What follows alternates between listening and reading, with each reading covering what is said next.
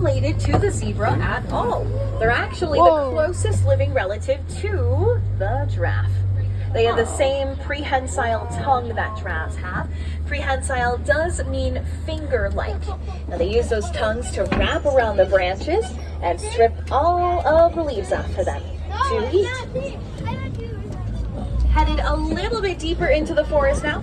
We'll see if we can find some more friends out here. Now, most of our friends out in the forest are going to have stripes on their coat, and those are there to mimic rays of sunlight or moonlight coming in from the forest canopy. It's just another way that they're able to stay even better hidden deep within the forest. Oh, there is a feathered friend up here to the right-hand side, crouching down here. This is a saddle-billed stork. Now, these birds can get up to 5 feet tall, and they have a 9-foot wingspan. They can get very, very large.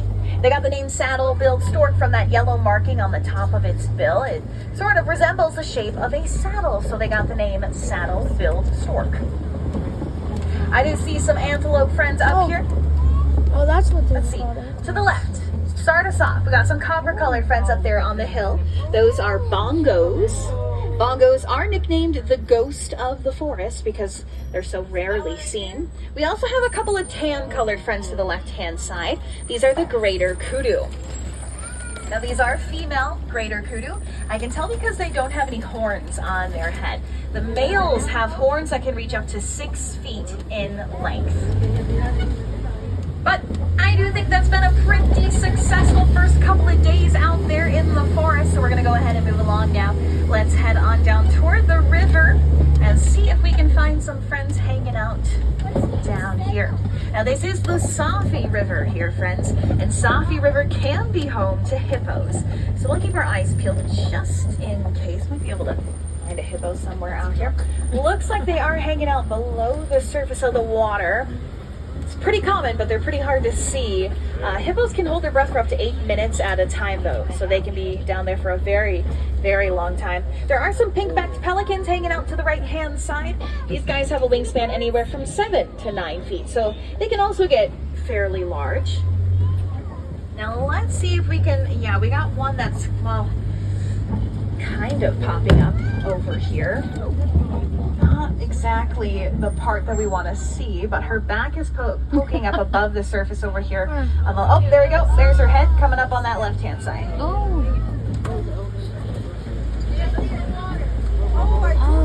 Now, hippos are among the largest. Make sure we're staying fully seated back there for me, friends, at all times. These guys are the most dangerous animals in all of Africa. Now, they can weigh up to 5,500 pounds. And she's looking at you guys, too.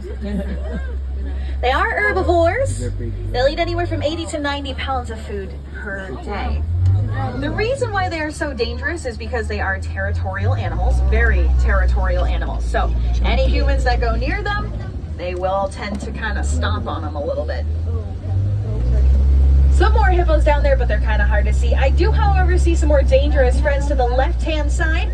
Some Nile crocodile down there.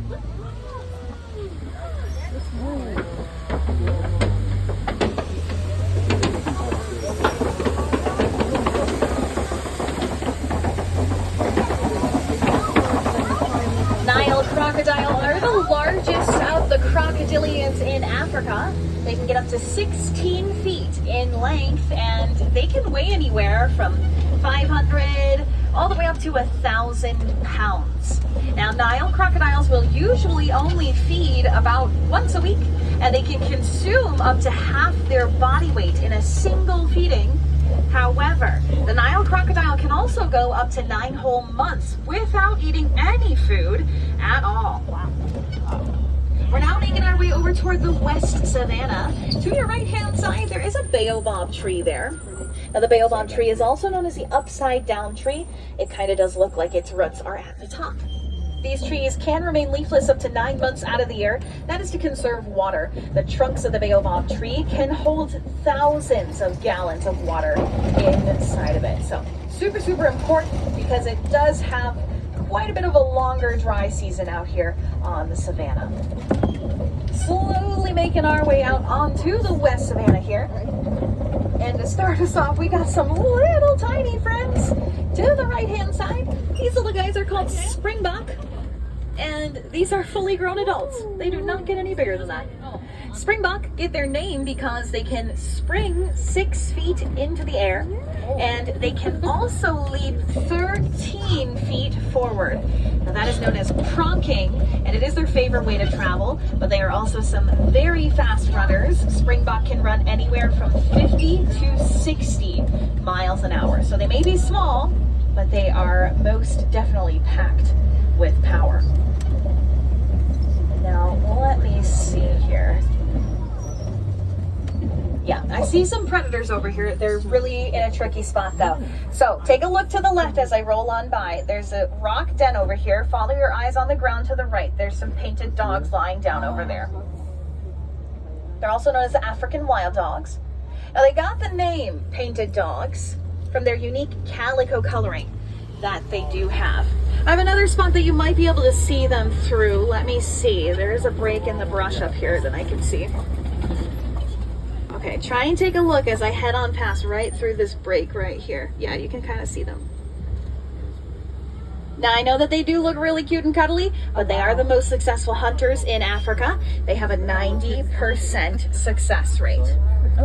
Whenever they do have that successful hunt, they always come back and let their pups eat first. I know, super sweet. All right, some sable antelopes to the left-hand side over there. Both males and females have those horns on their head, and they can reach 4 feet in length.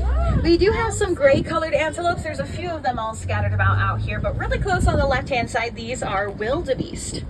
Now, wildebeest does mean wild beast. These guys can gather into groups of up to 1.5 million. That's a group so large and so dense that their migration can actually be seen from space. So that scene in The Lion King is actually not too far off. They can get in massive, massive groups. And we do have some Hartmann's mountain zebra punching around over here. To the left-hand side over there, Hartmann's mountain zebra are the smallest of all zebra species. Now, a group of zebras is called a dazzle. That's because when they are in a group, they dazzle or confuse their predators. They cannot tell one zebra apart from the next. There's just far too many stripes for them. So when they do feel threatened, they will gather tighter together in those groups to help try and confuse those predators even more. Crossing the road up here after you. So now, oh, they're all going to be on the right hand side. I thought she was going to stay, but she decided to go as well. Oh goodness, don't push your sister away like that. Rude. These guys fight like none other. It's just because they're sisters. They're just sisters. That's what they do. All right, take a look. They do have a flap of skin on the underside of their neck, and that is called a dewlap. It helps regulate their body temperature. Only the Hartmann's mountain zebra do have this. Take a look at her. She's gonna graze over here instead because her sister pushed her away. Super rude. They have really, really tiny hooves, and that's to help them better tackle the rough and rocky terrain of the savannah. Be able to reach some pretty high speeds. Some Maasai giraffes hanging out over here though. Now Maasai giraffes are just one of about 9 subspecies of giraffe. A group of giraffes is called a tower, so to your left-hand side, a tower of giraffes. Oh my god.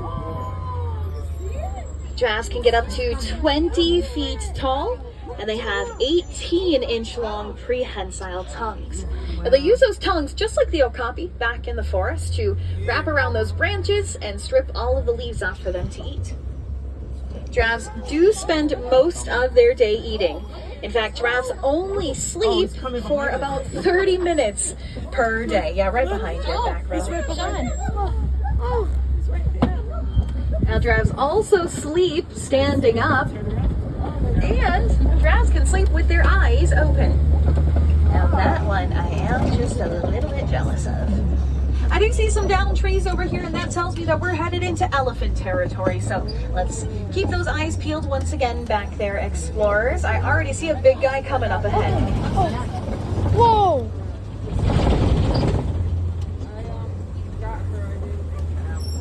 To the right-hand side, an African elephant.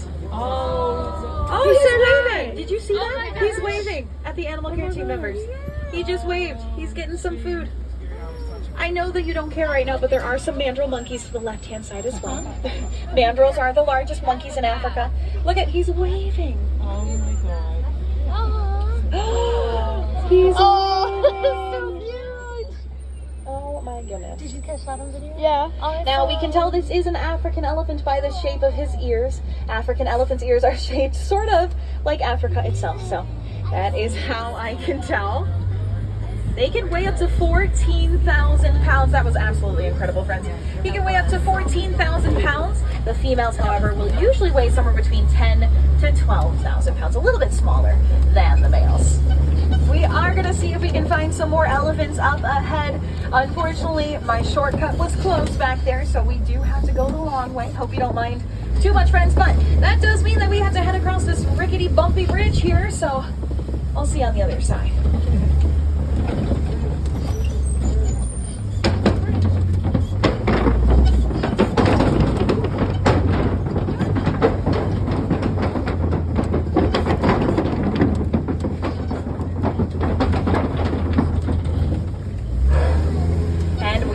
Friends. All right, let's try and see if we can find some more elephants up ahead, shall we? Yep. Now we are headed into some red clay pits here. I can see some elephant footprints down in this clay. And if you look over here to the right, friends, there are some elephant tusk marks. Oh. Now elephants will dig their tusks into the clay to loosen it so they can eat it. There are a ton of minerals inside of that red clay that are really, really good for just the overall health of the elephant. So it is one of the little snacks that they do like to have. Now that's only going to be from time to time. And it does look like we have some female elephants over here on this left-hand side. Definitely some younger elephants over here as well. Let me try and get you a better view of this pretty lady up here. Now, like I said, they're all females. This is pretty common. Elephants do run in what's called a matriarchal society. That actually does mean that they're all females. So once the males reach a certain age, and it's usually in their teenage years, they will head off on their own. Now, males can meet up with other males if they want to. They can also choose to just stay alone, live that bachelor life the rest of their lives. It is totally up to them. But once a female is born, she does stay with her mother for the rest of her life. I'm doing the exact same thing with my mother. Now, I do see some horns poking up over here. You can kind of see them. These are the Ankoli cattle. I'll go nice and slow for my friends in the back as well. Those are the Ankoli cattle. There's 3 females over there, 1 male. And those horns on their head can be 8 feet from tip to tip. Luckily, though, they are relatively light on their heads thanks to a honeycomb-like structure that does keep them almost hollow. So it doesn't weigh down their heads too much for them at all. Now, I do see some pink friends hanging out over here. We've got some greater flamingos to the left-hand side. Greater flamingos are the largest and the lightest pink of all flamingo species, and they get that pink color from their diet. They eat brine shrimp. Brine shrimp contains beta carotene, and that is what gradually gives flamingos their gorgeous, gorgeous pink color. Greater flamingos, like I said, they are the largest. They can weigh up to a whopping 9 pounds. And a group of flamingos is called a flamboyance. So you did just see a flamboyance of flamingos. We're now entering the East Savannah. You are going to notice a change in scenery out here in the east. It's a bit more green, more lush. There's some more water out here, but that does also mean that that will bring in a totally different group of animals. So let's keep those eyes peeled, friends. One of the specific animals that I'm looking for out here can hide really, really well within the brush. So keep a sharp eye out just in case. I'm not seeing them so far though. Oh, we do have an ostrich to the right-hand side, trying to get into the animal care team member's truck over there. Those are some ostrich. Ostrich are the largest birds in the world. They're also the fastest land animals on 2 legs. They can run up to 40 miles an hour. They also do have a very, very powerful kick. They can knock the wind right out of the lion. Oh, we got a couple of cheetah up here, friends. At least 2 cheetah that I can see. To the left-hand side. Oh, wow. Cheetah can run up to 60 miles an hour. However, the fastest cheetah was clocked in by the Guinness Book of World Records going 72 miles an hour. Cheetah surprisingly have some not so great night vision. So because of that, they actually do their hunting during the day. That way they don't have to compete with other animals like lions or hyena who do their hunting primarily at night. Cheetah also do have non-retractable claws. That means that they're out all the time, so they can get a better grip into that earth to help them reach those super, super high speeds of theirs. And of course, it is a sprint, not a marathon for those cheetah. They do those speeds in very, very short bursts in order to take down their prey. Ah, I found my friends that I've been looking for. First, we do have a lion up here, and we got some white rhino up here as well. All right, to the left. Okay, so there's a male over here. Oh, he's marking his scent on that tree right now, actually. They'll rub their little scent glands on the bottom of their chins. And then we also do have a female up there as well. Look at her. She's keeping an eye on him. She's going to put him into place here. Now, lions do spend most of their day sleeping. They sleep anywhere from 16 to 20 hours a day. And that is not out of laziness, that is to conserve their energy. Because like I mentioned before, lions do their hunting at night. White rhinos, this is who I've been looking for all along on the right-hand side. White rhinos can weigh up to 5,000 pounds. And take a look at those absolutely incredible ears on them, friends, rotating all over the place. White rhinos have some pretty bad eyesight. They can only see about 10 feet in front of them. So they really, really do rely on their hearing to judge about how far away our trucks are from them. Absolutely incredible hearing on those white rhinos. But friends, more to the lions. Male has laid down, but we got a really fun female up here. She's all the way up at the tippy top of the rock over here. Oh, look at her. She's looking at the male. She's trying to, yeah. She's like, haha, I'm higher than you. She thinks it's fun. Now, it is the females in the pride that do the hunting. The males will stay back and watch after the cubs.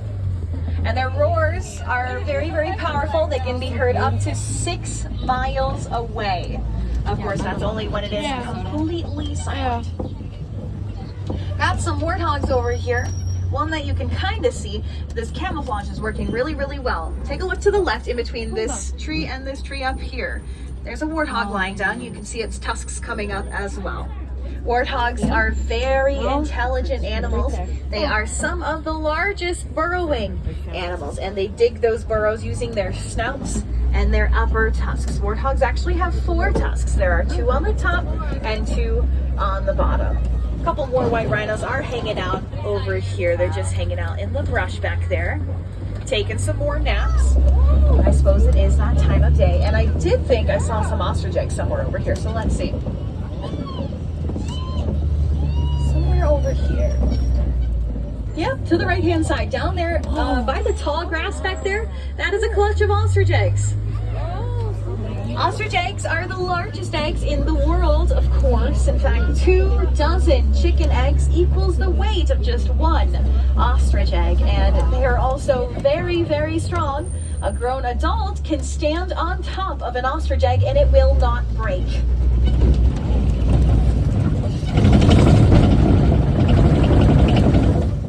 We're now entering Magadi Glen here. Warden's post is up ahead and he's got some adorable Nigerian dwarf goats. And they are taking over his Jeep up here. To the left-hand side. Oh, look at me up there. No, they are a very small species of goat. Super social animals. These guys love to run around and play with one another. There are also some very skilled climbers. They can climb over anything and everything. Now, these are grazers as well. They'll munch on the grass and the weeds all day long. So, to help them digest all of that, Nigerian dwarf goats are also ruminants, and that means just like cows, they have 4 stomachs. Oh. Now, my friends, unfortunately, our safari is coming to an end here. I do really hope you had fun out there in the Harambe Wildlife Reserve. I want to say asante sana, friends. That does mean thank you. Thank you all so very much for joining me. I do hope you learned something new today. Now, if you like those Nigerian dwarf goats back there, I do want to recommend that you check out Rafiki's Planet Watch sometime today. And you can get there by taking the Wildlife Express train, just a little ways back in the village here. Over at Rafiki's, they have a petting zoo with some more of those Nigerian dwarf goats that you can actually pet, along with some other animals that you can pet as well.